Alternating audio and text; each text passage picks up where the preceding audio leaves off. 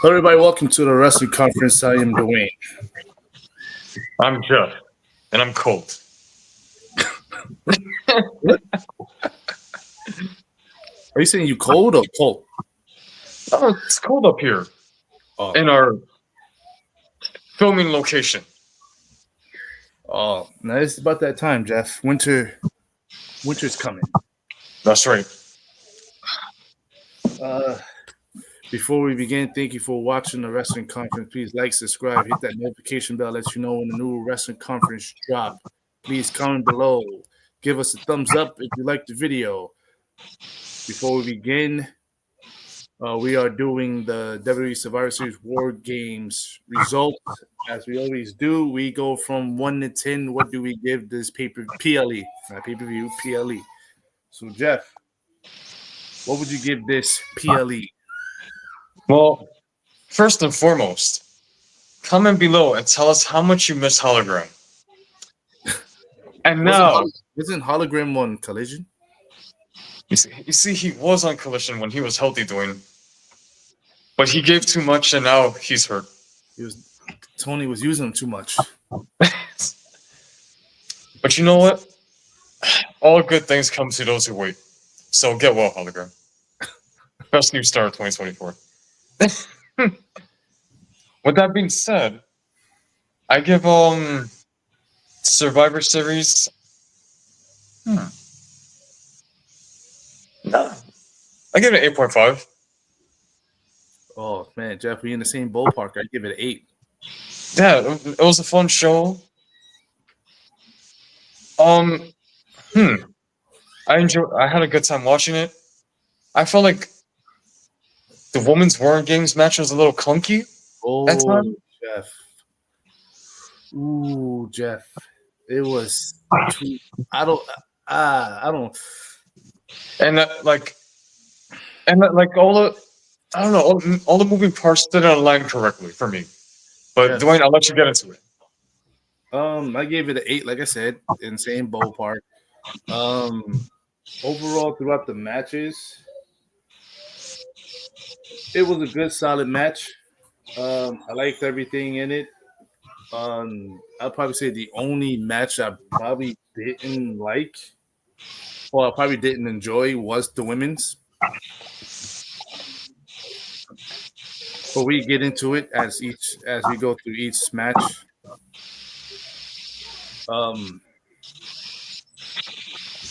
To me, like the whole thing was based on one match, Jeff. This whole PLE was based on one match. Oh yeah, well, you know, it was the men's War Games match.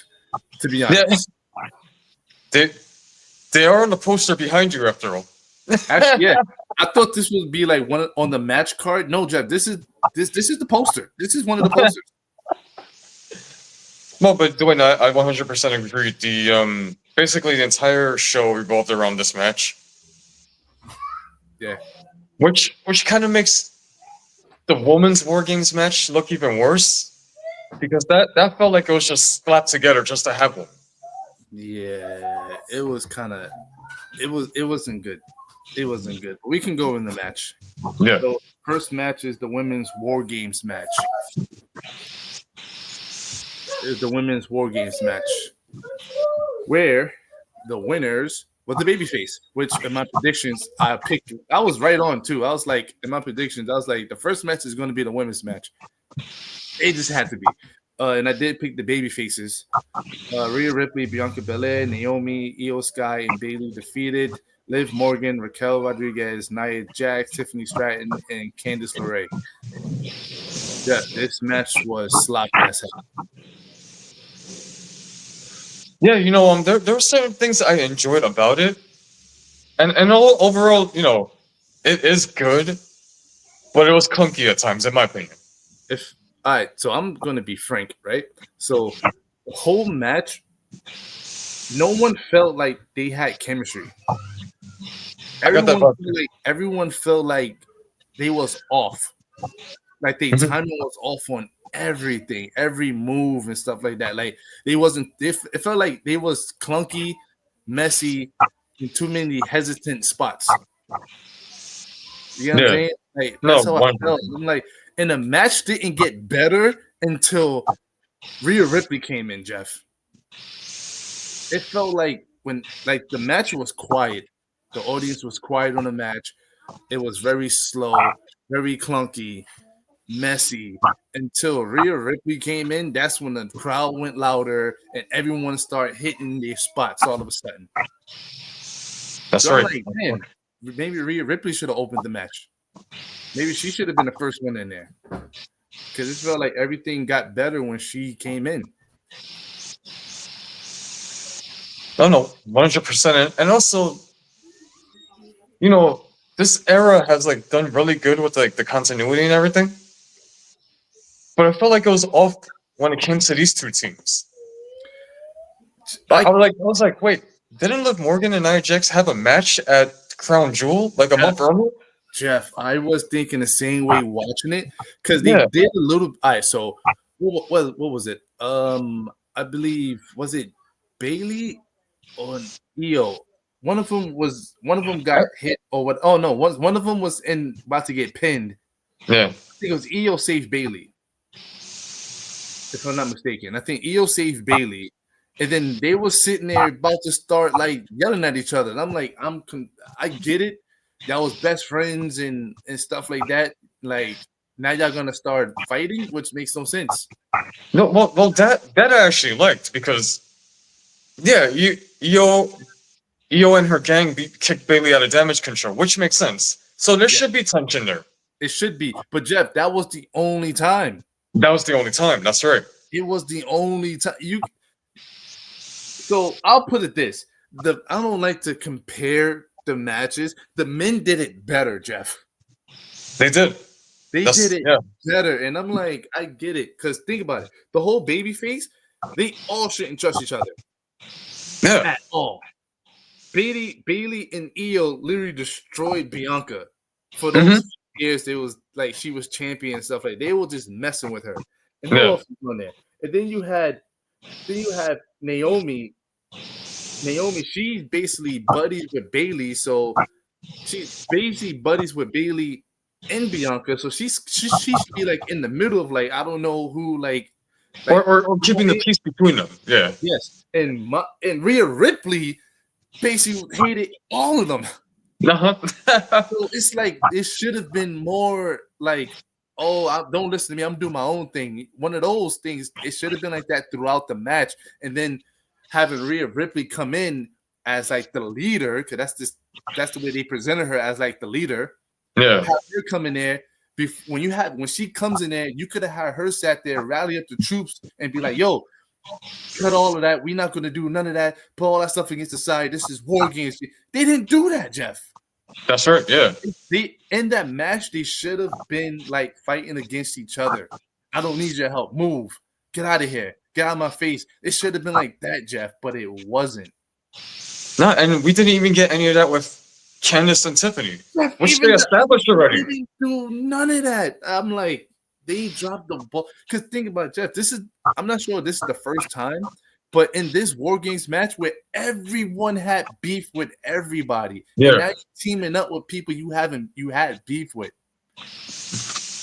and then they sitting there celebrating. I'm like, get the hell out of here, yo. I don't know. The match got better when Rhea Ripley came in. It was trash at the beginning of it, and I didn't like it. It seemed like they just threw something together, maybe because Jade's injury threw everything off. Yeah, I guess. But Jeff. Yeah, they are professional. These people have 10+ years under their belt. That's a bunch of bull. Jeff, they go through audibles every night. Yeah, they can't sit there and be like, oh no, she's gone. It throws us off. Like, no. No, I like you said, Dwayne, I feel like some of the women were off, but I also blame the booking. Like, all right, so SmackDown, they put it better. The way Liv Morgan was actually like basically like putting them against each other, they should have left off with that. when she was telling him like, "Hey, didn't you beef with this person? Didn't you have fights with this person? This and that." It should have fed into that, and that should have been like the main thing in that War Games. I can't trust you. Move away from me. I don't need your help. It should have been one of those. Yeah. But No, 100%. it wasn't. But it was okay, I guess. Like I said, it got better for me when Rhea Ripley came out. First of all, I like that mask she had on. Yeah. I wish she would have had that mask on forever, but it was cool. But on to the second match. This match surprised the hell out of me, Jeff. Oh, me too, man. Second match, the singles match for the W United States Championship. Shinsuke Nakamura defeated LA Knight. Now, if you watch SmackDown, and oh my goodness, why am I forgetting his name? The interviewer, what's his name? Oh, Baron Saxon? Baron Saxon. When he came out and he basically like sprayed him, but he sprayed them on SmackDown, and Baron Saxton was like, "Yo, he sprayed you. Do you think this messes up your mindset going into War Games and stuff like that?" And he kind of just brushed it off, like, "Nah, it's nothing. I can do it. He like it's flash in the pan thing, blah blah blah. I'm LA Knight, yeah." And I'm like, oh, okay, typical LA Knight. Jeff, even in my predictions, I said, yeah, Shinsuke Nakamura ain't winning. I can't see him just coming back and all of a sudden winning. That shut me up. That completely shut me up. Well, Dwayne, so like, I was watching the match and I was enjoying it. I was, oh wow, this is really good. Of course, LA Knight's gonna retain, right? Yeah. But then, when he hit him with the Kinshasa, I was waiting for LA Knight to get his shoulder up, and it never happened. Jeff, it's not even that. The commentary, freaking Corey Graves even said it. He goes, "Yo, is it me or does LA Knight feel off?" Because he goes during the match. Yeah, no, even when he was coming out, he was like, "Yo, he feels a little bit off." He goes, "Because how does the champion drops the title?" Oh yeah, that's right. That did happen too. Yeah, and through the match, Jeff, like it was all Shinsuke. LA Knight had no offense or nothing. So did that messed him up? Did Shinsuke come out of the blue and kind of mess up his mindset where he already knows Escobar, he already knows Carmelo, he already knows Andrade because he's been looking at them every week. This is a whole new Shinsuke Nakamura, Jeff. Yeah. He got a new theme, new entrance. This is not the Shinsuke you know from before. This is like a whole new persona. Could that have thrown him off? Yeah, maybe Dwayne. Because I was like, that's crazy. I was not expecting Shinsuke winning, Jeff.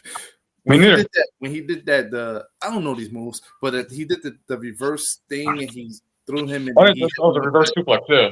And then he hit him with the Shinshasa. I'm like, oh, he not popping out. Oh, snap. That got me up. I'm like, oh, snap. Shinsuke won. Yeah, I was surprised. I was like, okay, can't wait to see where they go with this now. Yeah, me neither. I've been conditioned to think that Shinsuke's not winning anything in 2024. He had that notion of he fought Seth Rollins 3 times and nothing. But let's see where the new Shinsuke goes because I'm excited. And then we thought we got a new Shinsuke where now he talks in his native language. Now he got anime drawings in his promos. And it's like, okay, I love this Shinsuke. Is he the last samurai? Is he the last samurai? Is this the last samurai Shinsuke Nakamura? Because I like it. Oh, me too. I like it. But it's fun. I like that match. I'm very curious of where that's going to go now. On to the third match. Triple threat for the WWE Intercontinental Championship. Braun Breaker defeats Sheamus and Ludwig Kaiser. I said this in my predictions, Jeff. This was going to be a hard-hitting match, and damn. Braun Breaker is that guy, Jeff. No, this God. He just wrestles full throttle. Full throttle.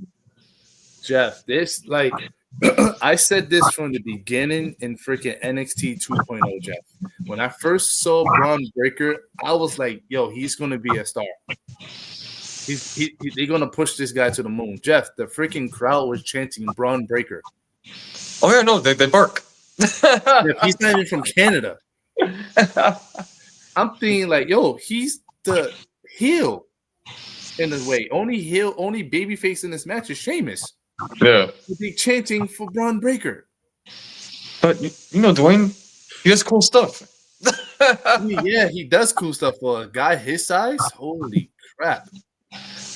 Like how much air he got out from that shoulder block on the outside.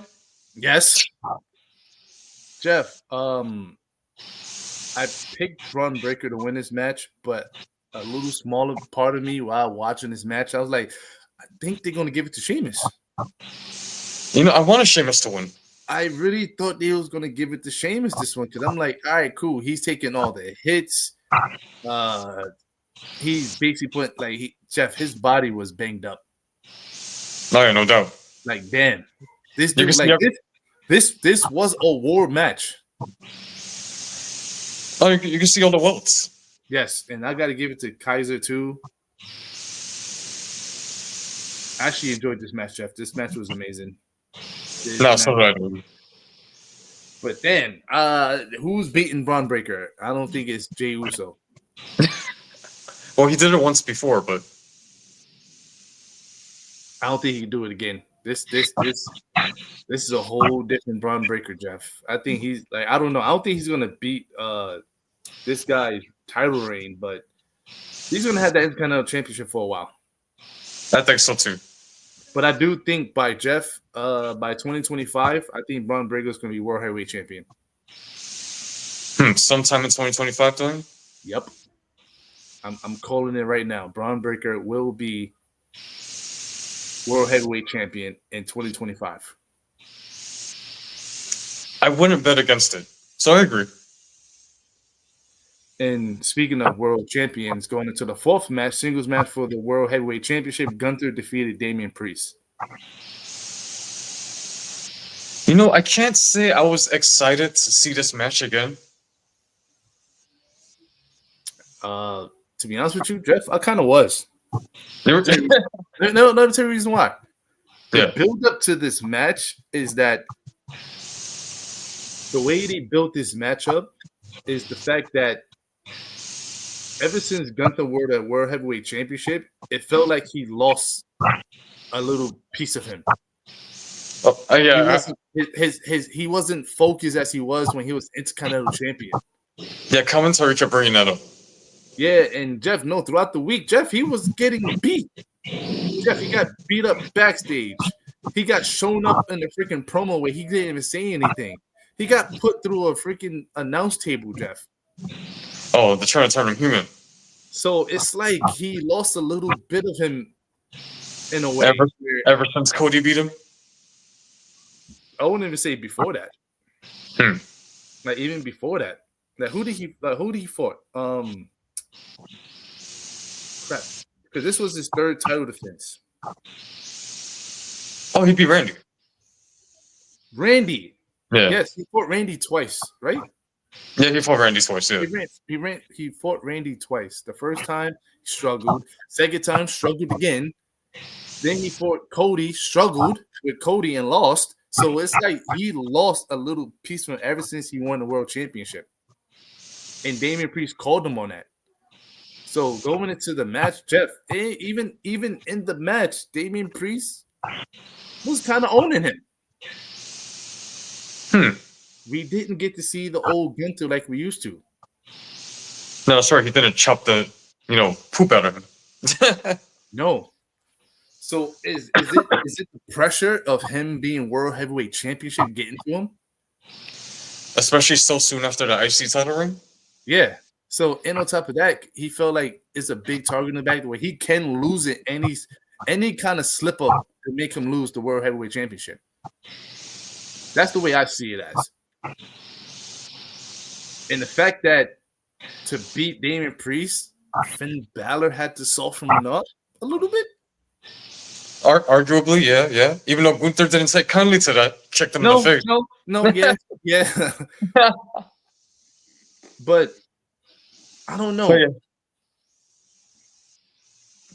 I don't know. To be honest, was this Gunther's best match? No. No, I mean, I still liked it. I like this match, but I'll probably say this is the weakest match he had. Oh, for the World Heavyweight title? Yeah, that didn't really showcase Gunther, the dominant superstar. You know what I mean? Oh, no, definitely. And the thing that I don't like is the fact that now we got to go through Finn and Damian Priest all over again. Jeff, I don't want this again. I think Gunther's going to be involved in that. Jeff, I got a feeling Damian Priest is going to cost Finn Balor his title match and JD the tag titles when they probably fight the War Raiders again. Cause they beat the War Raiders, but they had to do it with help. But I think they going the next title defense they have, Damian Priest is going to mess them up, and then we're going to have another fight between Damian Priest and Finn Balor again. And then I hope not Rhea Ripley and Liv Morgan again. Even though Io Sky does have a title shot. I don't know, Jeff. But yeah, the Gunther, Damian Priest, it was a good match. I'll probably say one of his weakest. I don't know. But I did put this out, Jeff, on my predictions. Imagine WrestleMania. This is two things I put up. I think it possibly be. Just my opinion. Gunther versus John Cena versus CM Punk for the World Heavyweight Championship. WrestleMania. Or Gunther versus CM Punk for the World Heavyweight Championship. Well, that's what I've been reading about what they're speculating about. Oh, they're going to have Gunther versus Cena at WrestleMania. We shall see. No, I mean, both matches would be great, in my opinion. I mean, Jeff, they might be pushing, I don't know, Gunther versus Goldberg. Oh, there's also that. That'd be fun too. I don't know. I think I would be excited to see CM Punk as World Heavyweight Champion in his age right now. Does he need it? No, but just saying. I think Punk still adds more stuff to wrestling in WWE. No, he definitely has. He definitely has a lot to contribute. Like, he has a presence. Speaking of Punk, let's go to the main event. That's right. Men's War Games match. Roman Reigns, the Usos, Jimmy J, Sami Zayn, and CM Punk defeated the Bloodline, Solo Sikoa, Jacob Fatu, Tama Tonga, Tangaloa, and Bronson Reed. Jeff, I was hooked on this match. Soon as they did the football entrance of Roman Reigns, Tribucci. Yo, I want to Tribucci feud. Oh man, Jeff, what do you think of this match? No, pardon me. I was hooked, man. It lived up to my expectations. It was everything I expected it to be going in. And this is what I was saying about the women's match, War Games, that they should have had like a story played into it. They had a story played into this match. There were multiple stories played in this match. Yes. And I'm like, all right, cool. So now the War Games started, right? They all making entrances, and CM Punk, being CM Punk, goes onto the other side and just face palm Bronson Reed in the face. No, that was hilarious. And then you have Roman Reigns come out. He poses in front of them as they say his name. I'm like, I know they must have said, damn, why we had to come out first? This ain't fair. We already locked in the cage. We can't even do nothing. But you know what?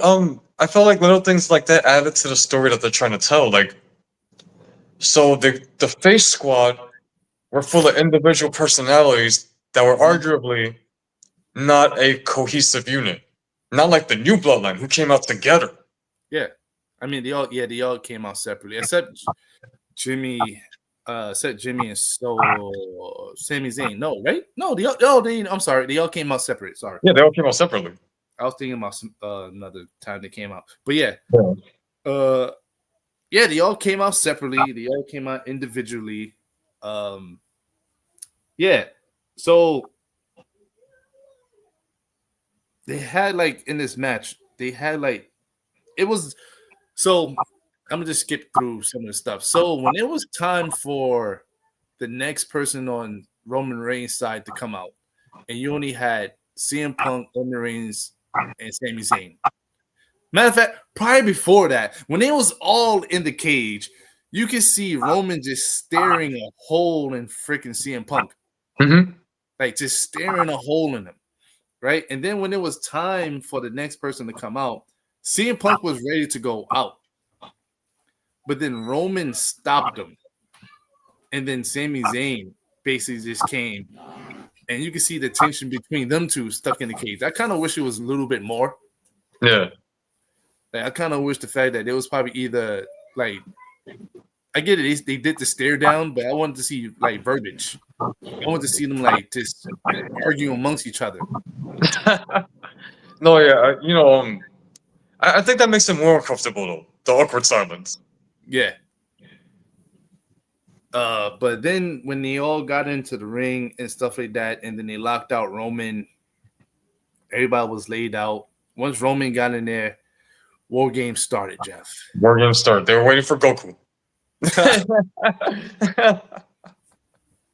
And like I said, there was a lot of stuff like Roman saved.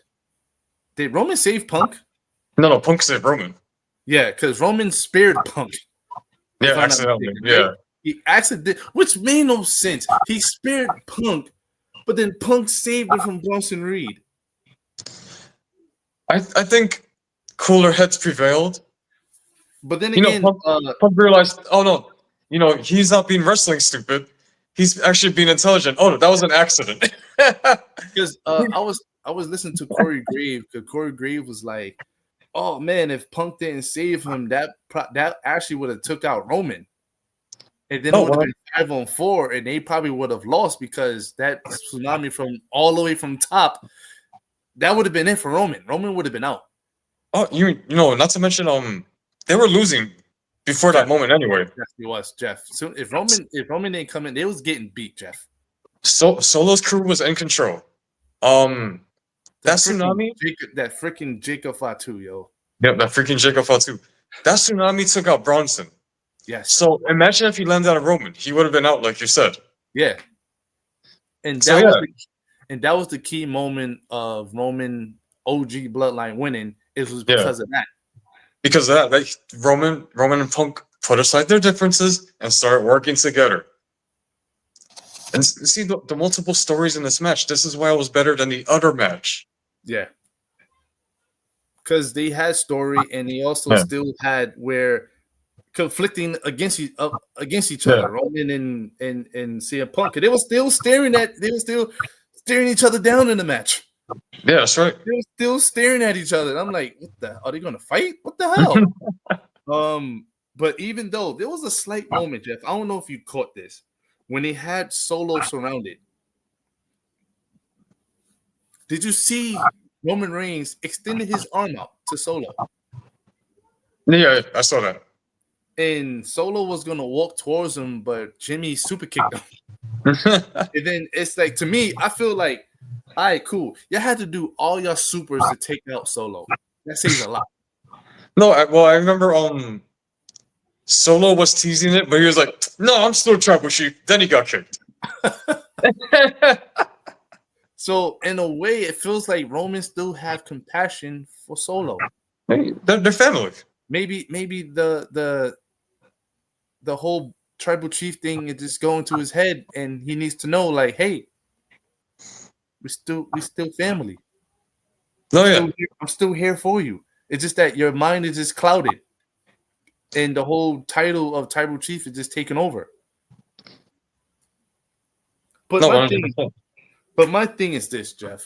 Oh, here's another important thing, Jeff. As they was coming out the ring as the OG Bloodline featuring Punk 1, Punk met up with Paul Heyman. That's right. And they hugged, and he says, when I need that favor, I'm going to ask for it. And Paul was like, you got it. And I remember this on SmackDown where he said, this is our tribal chief. This is our wise man. Sorry. This is our wise man. And basically, I have a favor, and when I need that favor, you have to deliver. And Roman was like, what is that favor? And so are we, the WWE Universe. What is that favor? What the hell is the favor, Jeff? Because Roman have nothing. And not that Roman have nothing. What can Paul Heyman give CM Punk? I hope they thought about this before they made that stipulation. Because I'm like, it would have worked. It would have worked if Roman was still WWE champion. I was like, oh yeah, title shot. Then was like, oh yeah, he's gonna call for that title shot, and he's probably gonna want Paul Heyman in his corner. Yeah. And stuff like that. So I don't know, but I'm curious. What is this favor? What is this favor he asks of Paul Heyman? Is Paul Heyman going to switch sides? Is Paul Heyman going to be with Punk when he needs him? Does Punk need his consultant, his advocate? Yeah, I wonder. What could he need him for? Maybe a looming feud with Seth Rollins? What the hell does he need Paul Heyman for that? Oh, can you get Roman to kill him?